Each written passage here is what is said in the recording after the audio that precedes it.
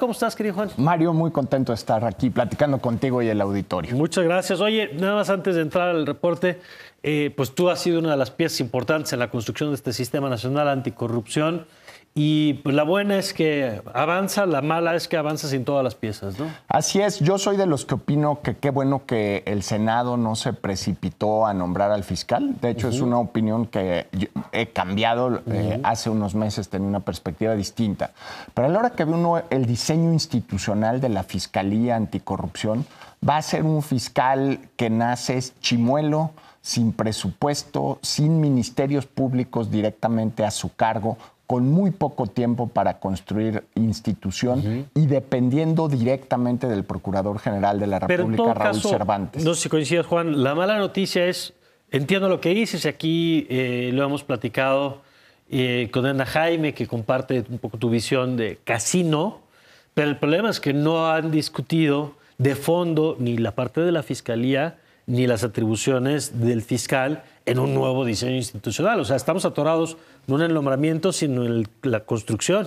Así es, hay que entrarle al diseño institucional de toda la Fiscalía, esta transición entre PGR y Fiscalía General que ocurriría a fines del año que entra con el cierre del sexenio del presidente Peña Nieto.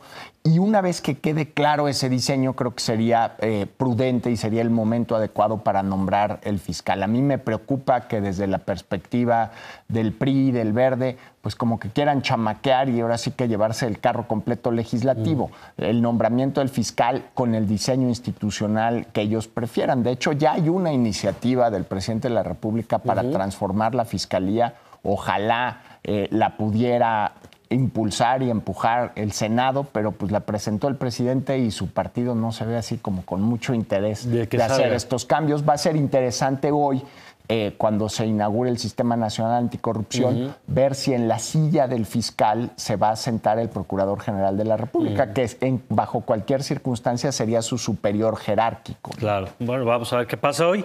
Y vamos al informe que presentaron el día de ayer. Una de las reformas más importantes de los últimos años en México, menos sexy que otras, menos llamativas que otras, porque además fue una que se llevó 8 años desde que se aprueba hasta la implementación en cámara lenta, es la del sistema de justicia. Y lo que ustedes hicieron fue un reporte, particularmente a partir del caso de Morelos, donde lo que nos dicen es, ¿se aplica o no se aplica? ¿Se está capacitados o no para realizar esta nueva modalidad? Primero cuéntale a la gente cuál es la diferencia de este modelo frente al anterior y qué es lo que han encontrado ustedes. Sí, la transición más importante es que antes los juicios en México se llevaban a cabo con base en expedientes periciales. Entonces, todas las pruebas, todas las discusiones para probar si una persona era inocente y culpable debían estar dentro de este expediente. Armar los expedientes, leerlos, considerar todo lo que ahí estaba incluido. Los mexicanos somos muy rolleros y pues los expedientes acababan necesitando taladros para poder perforar los folios y que pues estos no eran libros, eran realmente enciclopedias por un solo caso. Esto transitó a una justicia oral, que ya no tiene que ser en papel, tienen que ser argumentos verbales expuestos frente a un juez los que determinen la inocencia y la acusación de una persona. ¿Qué obliga a una argumentación oral? Pues que tiene uno que ser mucho más preciso y mucho más específico de cuál es la evidencia más contundente que pudiera determinar la culpabilidad o la inocencia de una persona. Con la aspiración de que este modelo fuera mucho más rápido en determinar o los culpables o los inocentes. Porque una cosa muy distinta es durante un par de horas, 3 horas, escuchar la argumentación de la defensa y la parte acusatoria, que tener que leer 3,000 páginas y que te estén diciendo que no revisaste la página 255B, que se acaba de reintegrar el expediente. Entonces la oralidad es una especie de sinónimo en justicia de velocidad. Los juicios iban a ocurrir de manera más expedita y se iba a descongestionar el sistema judicial. Ahora, se dieron 8 años para que se hicieran las adaptaciones desde físicas, porque es distinto la dinámica que nos cuentas ahora del juicio oral a el proceso, digamos, por escrito, pero también cambiaron, por ejemplo, las responsabilidades o las tareas que tienen que hacer desde los policías o el primero que llega a una escena hasta ministerios públicos. ¿Qué es lo que cambió en ese campo? Cambió, y buena parte de la discusión es qué pasaba en los juzgados. Se invirtieron en construir nuevas salas justamente para que pudieran ser los juicios orales. Se capacitó a los juzgados en los distintos estados del país. Esto ocurre sobre todo a nivel de gobiernos estatales, de autoridades estatales. Pero nos olvidamos qué ocurre antes del caso. Supongamos un escenario, ocurre un homicidio.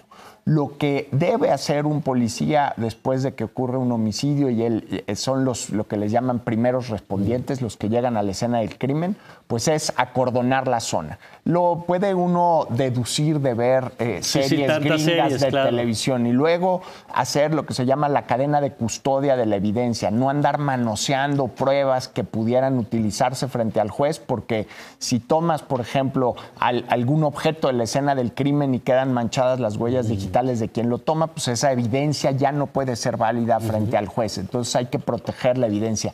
Todos estos pasos los tienen que seguir los policías primero, luego los ministerios públicos, luego los peritos, el forense, el fotógrafo que toma las imágenes de la escena del crimen, y todo eso debe construir el caso para después llevarlo al juez. ¿Y qué encontraron ustedes en el caso de Morelos y los expedientes que revisaron? Pues encontramos, Morelos lo utilizamos como un reflejo de lo que está pasando en el país. Es como tomar una biopsia, la célula de un cuerpo más grande, pero a través de esa célula, que fue el caso de Morelos, pues encontramos un profundo abandono en el sistema de procuración de justicia en el país.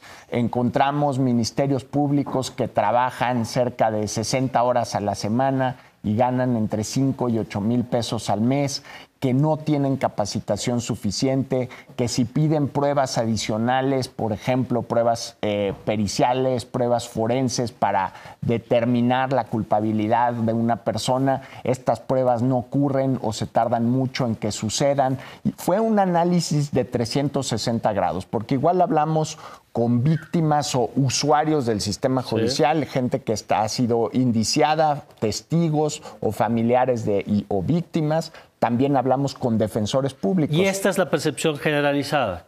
Sí, bueno, variaba en función de los grupos. Había una percepción de las víctimas, la percepción de los peritos, de los policías, del Ministerio Público, pero la narrativa es que sí tenemos abandonada esta parte de la procuración de justicia. ¿Y cuál es la consecuencia de eso?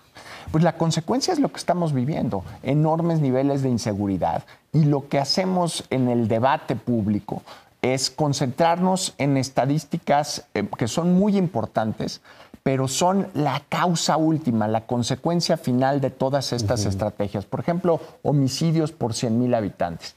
Ese dato no te sirve mucho para hacer política pública, pero saber que un ministerio público trabaja 60 horas a la semana, pues sí da una idea de hacia dónde tenemos que ir, dónde tenemos que invertir recursos, dónde tenemos que capacitar.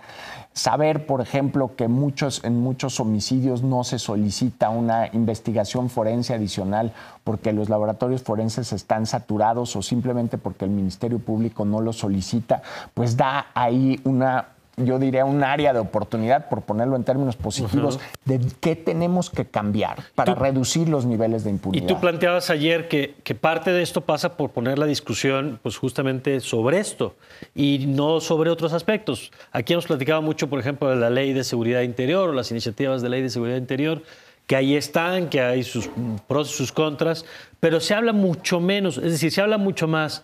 Y además tampoco se avanza en ese sentido, pero se habla mucho más del marco jurídico de las Fuerzas Armadas y mucho menos de este sistema, de qué recursos le estamos metiendo, de la formación de policías a nivel local, que son otras las tareas pendientes, o incluso de la atención a las víctimas, como la Ley de Personas Desaparecidas, que aquí hemos mencionado varias veces en esta mesa. ¿Qué esperarías que pase después de este informe que ustedes presentaron el día de ayer?